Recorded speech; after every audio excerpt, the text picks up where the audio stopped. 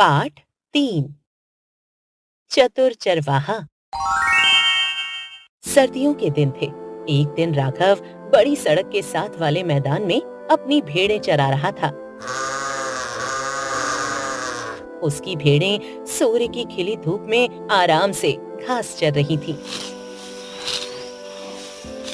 राघव अपनी छड़ी टेककर खड़ा खड़ा कुछ सोच रहा था। अचानक उसने अपनी छड़ी फेंक दी और खुशी से उछल पड़ा। उसने छड़ी के पास ही अपनी फर की टोपी भी जमीन पर फेंक दी और फिर ऊंची आवाज में चिल्लाकर कहा, मैंने पहेली बूझ ली, मैंने पहेली बूझ ली। ठीक उसी समय एक युवक घुड़सवार सड़क पर जाते हुए दिखाई दिया। उसका घोड़ा टोपी देखकर डर गया। वह डर के मारे अपने पिछले दोनों पैरों पर खड़ा हो गया। फिर घोड़ा आगे की ओर इतनी जोर से झटका देकर आगे बढ़ा कि घुड़सवार के लिए उसे संभालना मुश्किल हो गया। जब घोड़ा कुछ संभल गया तो घुड़सवार चिल्लाकर बोला, ए लड़के, तुमने मेरे घोड़े को इतना क्यों डरा दिया? क्या तुम बिना शोर मचाए चुपचाप अपनी भेड़ें नहीं चरा सकते? अब मैंने जानबूझकर उसे नहीं डराया, राघव ने कहा। अच्छा, तो फिर तुम चिल्लाए क्यों? तुमने अपनी टोपी नीचे क्यों फेंकी? घुड़सवार ने पूछा।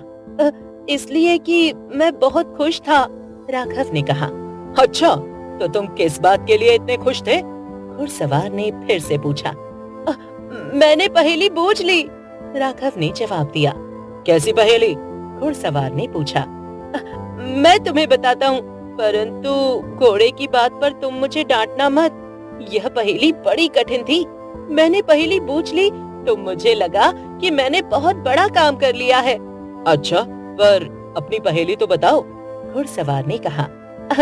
वह क्या चीज है जो आदमी से ऊंची भी है और मुर्गी से छोटी भी? चरवाहे ने कहा। वह अज्ञात घुड़सवार सोचने लगा। वह सोचता रहा, देर तक सोचता रहा, किंतु पहेली बूझ न सका। अच्छा भाई, मैंने हार मान ली। वह कौन सी चीज है जो आदमी से भी ऊंची है और मुर्गी से भी छोटी? घुड़सवार ने कहा। जनाब, फर की टोपी। फर की टोपी मुर्गी से छोटी है, पर जब पहन ली जाती है तो आदमी से भी ऊंची हो जाती है, राघव ने कहा।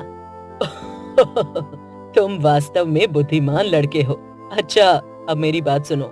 कल इसी समय इसी रास्ते से मैं घर जाऊंगा। तुम यहाँ मेरा इंतजार करना। अपनी भेड़ों में से सबसे अच्छी भेड़ मेरे लिए चुनकर रखना। इसके लिए मैं तुम्हारे पिता को जितना भी पैसा मांगेंगे दे दूंगा।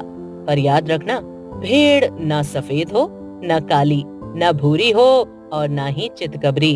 वह किसी दूसरे रंग की भी नहीं होनी चाहिए। घुड़सवार ने लड़के से कहा। ठीक है, मैं तुम्हारे लिए ऐसी ही भेड़ तलाश करूंगा जैसी तुम चाहते हो, राघव ने उत्तर दिया। अच्छा, तो फिर कल मिलेंगे, घुड़सवार ने कहा। अगले दिन वह घुड़सवार भेड़ों के झुंड के पास आकर रुका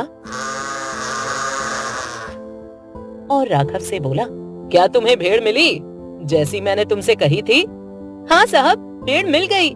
जैसी आप चाहते थे बिल्कुल वैसी ही। मैंने उसे बाड़े में बंद करके रखा है।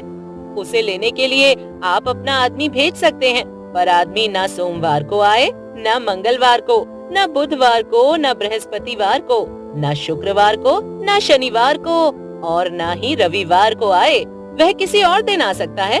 आप जो भी पैसे ठीक समझें, जो भी आपका मन करे, मुझे आप दे सकते हैं, राघव ने बड़ी विनम्रता से कहा। घुड़सवार जोर जोर से हंसने लगा। लड़के के उत्तर से वह बहुत खुश था।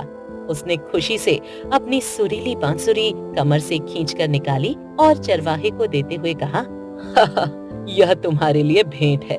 मैं बड़े मन से यह सुंदर बांसुरी तुम्हें दे रहा हूँ। मैं चाहता हूँ कि जितना सुंदर तुम जवाब देते हो, उतनी ही अच्छी तरह यह बांसुरी भी बजाओ। अपनी भेड़ों के झुंड की देखभाल करते समय यह बांसुरी अपनी मधुर आवाज में तुम्हारा दिल बहलाएगी। यह कहकर घुड़सवार ने अपनी राह पकड़ ली।